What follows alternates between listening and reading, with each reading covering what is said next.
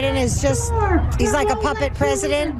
The military is in charge. It's going to be like Myanmar. What's happening in Myanmar? The military is doing their own investigation, and at the right time, they're going to be restoring the republic with Trump as president. What's going on in Myanmar right now? The government took over, and they're redoing the election, correct? That could possibly happen here, possibly. Would you like to see it happen? Absolutely. I would like to see it happen. Really? Yes. You know why? Because the election was stolen from us. This is Michael Popok, Legal AF. As late as August of 2021, Donald Trump believed, along with his followers, including Mike Lindell, the pillow guy, that he could be reinstated into the presidency even after Joe Biden already took the oath of office that past January. So we're talking about 6 months after Joe Biden's presidency had already began. Donald Trump had fallen in love with the conspiracy theory circulated by QAnon and MAGA that he could be reinstated in August of 2023 because of alleged voter fraud that we now know has been completely debunked, didn't exist, certainly no outcome determinative fraud.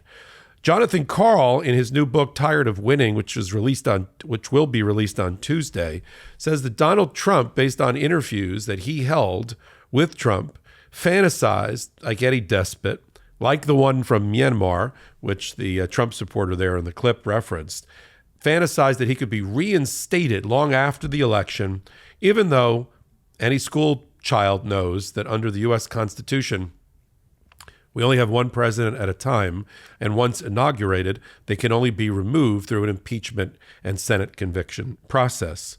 But that didn't stop far-right QAnon theorists like Mike Lindell, who in August of 2021, at his cyber symposium, remember that? We talked about it a lot at Legal AF and on the MeidasTouch network, where he said he was going to reveal 3 terabytes of digital evidence to support that there was Chinese voter fraud going on, flipping votes from Trump to Biden.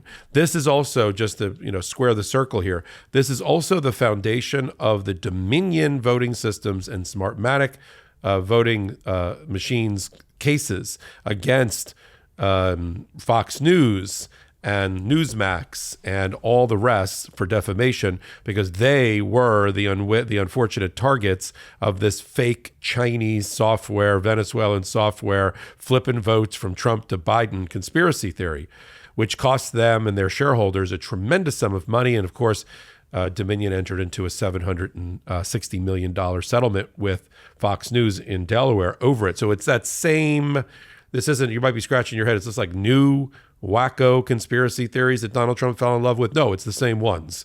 It's just now we have a fuller timeline and chronology of what was going on. Because at the moment when we reported on August 11th of 2021, which seems like a generation ago, but was really just last summer, that Mike Lindell was holding a cyber symposium and predicting on a date certain, on August the 13th, 2 days later, based on the evidence in his bombshell cyber symposium, that Donald Trump, the restoration of Donald Trump was going to happen.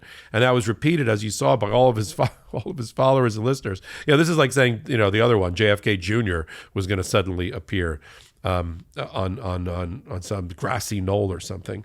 But the new reporting is not that. We knew about the August 11, 2021 symposium. We knew it was completely debunked, and he spent 2 or 3 hours first claiming that the symposium was hacked where it wasn't, and then teasing the audience that he would be revealing 3 terabytes of video evidence of Chinese interference that was going to blow the lid off of the election and restore Donald Trump to his rightful place in the White House. And then, of course, he did nothing of the kind at all. It was a big bunch of nothing, reminding everybody, sort of the Geraldo Rivera and the Al Capone safe that had nothing inside, that big, famous, infamous documentary. Same thing here, except it had to do with the overthrow of the Republic. So you have even Donald Trump buying into it and telling Jonathan Karl that he was so in love with it that he tried to... He told Karl, that's going to get me back into office before 2024. And he said, well, explain that to me, Mr. President. Explain how that's going to work under our Constitution. And he said, well, you'd neither understand it nor would you print it. But instead, properly, Jonathan Karl, as a good member of the media, printed the interview that shows Donald Trump completely unhinged. Mo Brooks, formerly a election-denying congressperson who was fully on the Trump crazy train for the longest time, and then decided to jump off at the last minute, breaking both of his political legs and having him lose his re-election bid. However, at one time said that he was not going to support the reinstalling Trump putsch. I'm not mispronouncing putsch, which is not a word we use enough to describe a violent attempted overthrow of the government, because that's really what we keep calling it, the insurrection properly on Jan 6. It really was an attempted putsch by Donald Trump and his followers. And so even Mo Brooks thought that was a bridge too far and untethered to reality, and he was not going to support it. And of course, that led to retaliation by Donald Trump, and then Mo Brooks not winning his reelection.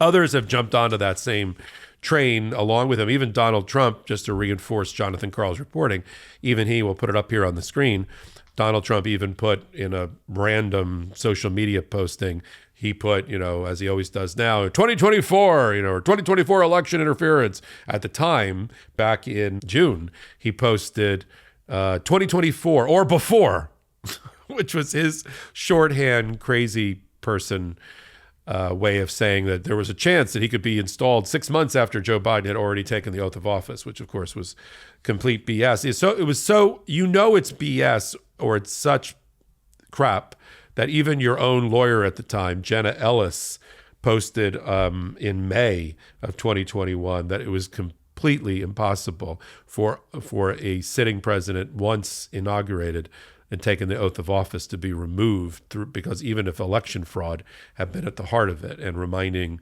Donald Trump's followers of that. Of course, Jenna Ellis, now infamously having not only had her bar license singed, almost losing it, but now is a convicted criminal in Georgia for her role in the election interference case. So who better to comment on Donald Trump's theory? So the hot takeaway here for this is that Jonathan Karl's new book coming out is going to reinforce that Donald Trump was attempting, as any good despot, any good dictator, to try to return to power short of another election, in this case before 2024, through some election-denying QAnon-based conspiracy theory still being run by people like Sidney Powell, now a convicted criminal, Mike Lindell should be a convicted criminal, and the like, and that he'd fallen in love with that, among many other theories, in order for him to regain control, even after leaving office. Now, of course, he's changed his tune, and now you just hear him talking about, Trump talking about 2024 election interference, and every time he talks about one of his cases. So we'll continue to report on new reporting like this one, tying together all of these, what appeared to be disparate dots or data points, but tying them all together right here, one place, exclusively. You know where it is. It's on the MeidasTouch network on their YouTube channel. Help them get the 2 million they're getting so close. They're at 1.8 million or so free subscribers. And then if you like this kind of hot take, this analysis, the intersection of law, politics, and justice, you're going to love what we do on Wednesdays and Saturdays at 8 p.m. Eastern time on a podcast we call, wait for it, Legal AF. It is what you think. And we do it on Wednesdays. I do it with Karen Friedman-Agnifilo. On Saturdays, I'm joined by Ben Meiselas. And we take the top 4 or 5 stories at the intersection of law, politics, and justice. We bring it to you. No sunshine, no smoke, just the way I just did it now. Give me a thumbs up if you like this particular content. It helps with the ratings, keeps me on the air, so to speak. And until my next hot take, until my next Legal AF, this is Michael Popok reporting. At MeidasTouch, we are unapologetically pro-democracy, and we demand justice and accountability. That's why we're spreading our message to Convict 45. That's right, gear up right now with your Convict 45 tees and pins at store.meidastouch.com. That's store.meidastouch.com.